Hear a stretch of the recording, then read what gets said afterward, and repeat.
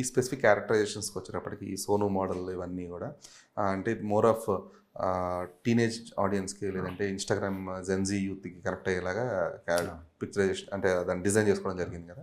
So ఇది family ఆడియన్స్కి ఎంతవరకు కనెక్ట్ అవుతుంది అనుకోండి. ఎందుకంటే ఒక సినిమాకి ఓన్లీ యూత్ ఆడియన్స్తోనే కలెక్షన్స్ రావు, ఓన్లీ ఫ్యామిలీ ఆడియన్స్ ఈ రెండు డ్వెల్ అయ్యి సమానంగా అందరూ థియేటర్లకు వచ్చినప్పుడే సినిమా అనేది హిట్ అయినట్టు దాన్ని మనం తీసుకుంటాం ఒక కోణంలోకి. సో ఇందులో ఈ క్యారెక్టరైజేషన్స్తో పాటు ఇంకా ఫ్యామిలీ టచింగ్ పాయింట్స్ ఏమున్నాయి దానికి అసలు బేసిక్గా సోను మోడల్ క్యారెక్టరైజేషన్ కొత్తది, అదే ఫ్యామిలీ. ఎందుకంటే బ్యూటీ పార్లర్ నడిపే ఒక మెయిల్ బ్యూటీషియన్ ఇప్పుడు దాకా ఎక్కడా రాలేదు.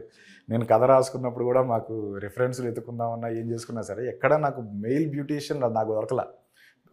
ఒక బ్యూటీ పార్లర్ నడుపుతూ ఫ్యామిలీకి బేసిక్గా లేడీస్ ఎక్కువ కనెక్ట్ అయ్యేది ఒక బ్యూటీ పార్లర్ కనెక్ట్ అవుతుంది. సో అక్కడే సగం ఫ్యామిలీ సోను మోడల్ కనెక్ట్ అయిపోతారు. నెక్స్ట్ దీంట్లో మేము చూపించని ఎలిమెంట్స్ చాలా ఉన్నాయి ఇంకా సినిమాలో. అంటే ఒక మంచి మదర్ ఎమోషన్ ఉంటుంది. లాస్ట్ టైం విశ్వక్ ఫంక్షన్లో చెప్పాడు. సో మదర్ నుంచి వచ్చిన బ్యూటీ పార్లర్ అతనికి, అదే మదర్ లాస్ట్ మూమెంట్స్లో చిన్నప్పటి నుంచి బేసిక్గా ఆవిడ కష్టపడి ఆవిడకి వచ్చిన క్రాఫ్ట్ ఏంటంటే బ్యూటీషియన్. అక్కడి నుంచి నేర్చుకుంటాడు ఈ క్యారెక్టర్. సో అది మంచి ఫ్యామిలీ గాడికి ఇంకా చాలా ఉన్నాయి లేయర్స్, ఒకటి కాదు. అవి మెల్లమెల్లగా ఓపెన్ అవుతాయి సినిమాలో బేసిక్గా.